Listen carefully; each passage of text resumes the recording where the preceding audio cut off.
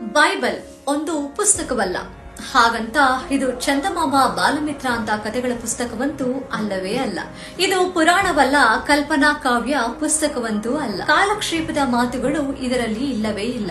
ಚಮತ್ಕಾರ ಕಲ್ಪಿಸುವ ಕಲ್ಪನಾ ಕಥೆಗಳು ಇದರಲ್ಲಿ ಇಲ್ಲ. ಯಾಕೆಂದ್ರೆ ಬೈಬಲ್ ಒಂದು ಚಾರಿತ್ರಾತ್ಮಕವಾದಂತ ಒಂದು ಗ್ರಂಥ. ಆಧ್ಯಾತ್ಮಿಕವಾಗಿ ಸಜೀವವಾಗಿ ಮಾತಾಡುವ ದಿವ್ಯ ಗ್ರಂಥ ಅದು ಬೈಬಲ್.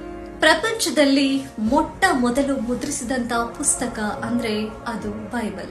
ಪ್ರಪಂಚದಲ್ಲೇ ಅತಿ ಹೆಚ್ಚು ಓದುವ ಪುಸ್ತಕ ಅಂದ್ರೆ ಅದು ಬೈಬಲ್. ಪ್ರಪಂಚದಲ್ಲೇ ಅತ್ಯಧಿಕವಾಗಿ ಅಂದ್ರೆ 600 ಕೋಟಿಗೂ ಹೆಚ್ಚು ಮಾರಾಟವಾದ ಏಕೈಕ ಗ್ರಂಥ ಅಂದ್ರೆ ಅದು ಬೈಬಲ್. ಇಂದಿನ ದಿವಸಗಳಲ್ಲಿ ಬೈಬಲ್ ಅನ್ನು ಸುಟ್ಟು ಹಾಕಿದಂತ ಯುರೋಪ್ ದೇಶಗಳು ಇಂದು ಕ್ರೈಸ್ತ ದೇಶವಾಗಿ ಮಾರ್ಪಟ್ಟಿತು.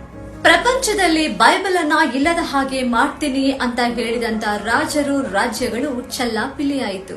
ಯಥಾರ್ಥ ಮನಸ್ಸಿನಿಂದ ಪಾಪಗಳನ್ನ ಬಿಟ್ಟು ಈ ಗ್ರಂಥವನ್ನ ಓದಿದರೆ ನಮ್ಮ ಆತ್ಮಿಕ ಕಣ್ಣುಗಳು ತೆರೆಯುತ್ತೆ ಮತ್ತು ಈ ಲೌಕಿಕ ಪೊರೆಯನ್ನ ಈ ಒಂದು ದಿವ್ಯ ಗ್ರಂಥ ತೊಲಗಿಸುತ್ತೆ. ಪ್ರಪಂಚದಲ್ಲಿ ಮೊಟ್ಟ ಮೊದಲು ಮುದ್ರಿಸಿದ ಪುಸ್ತಕ ಅಂದ್ರೆ ಅದು ಬೈಬಲ್. ಪ್ರಪಂಚದಲ್ಲೇ ಅತಿ ಹೆಚ್ಚು ಮಂದಿ ಓದುವ ಗ್ರಂಥ ಅಂದ್ರೆ ಅದು ಬೈಬಲ್.